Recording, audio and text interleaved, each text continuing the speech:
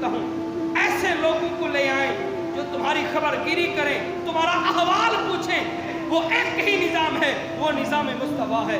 याद रखना, जब रसूलुल्लाह का निज़ाम तख्त पर होगा, जब रसूलुल्लाह का निज़ाम हुकूमत के अंदर होगा, याद रखना कोई गरीब भूखा नहीं सोएगा, कोई गरीब अपने बच्चों को कत्ल नहीं करेगा, कोई गरीब चाप बजा थक्के नहीं खाएगा। आज आपसे यही पैगाम है, जब भी मैदान के अंदर आए तो रसूलुल्लाह के गुलामों के साथ निकलें। रसूलुल्लाह के यही गुलाम मैदान अमल में हैं। उसका मकसद क्या है? वो हमारे फ़लस्तीन के अंदर लुटते हुए बच्चे, कटते हुए बच्चे, जो बच्चे अपने माओ के गोद में दम तोड़ रहे हैं और वालिदैन अपने आंखों से अपने बच्चों को मरता हुआ देख रहे हैं। बताओ तो सही, क्या उनका जिक्र नहीं है, क्या उनका दिल नहीं है?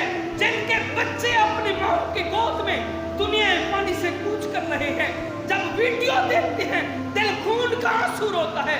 खुदारा आपसे यही एक पैगाम है, अब भी वक्त है, समझ जाओ। अब आने वाले वक्तों के अंदर इन जालिम बदमाशों को बता दो, खबरदार, अब बड़ा आपने हमें लूटा है। अब अगर इस निजाम के लिए अगर कोई आएगा तो मोहम्मद अरबी का गुलाम आएगा। तो खुदारा आपसे यही इल्तिजा करता हूँ।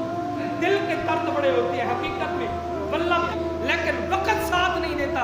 वरना आपको बताएं फ़लस्तीन के अंदर क्या हालत है। माएँ अपनी आंखों से अपने बच्चों को यूं दुनिया से जाता हुआ देख रही हैं, बेबस हो चुकी हैं, एक मुसलमानों की तरफ नजर करके बैठी हैं।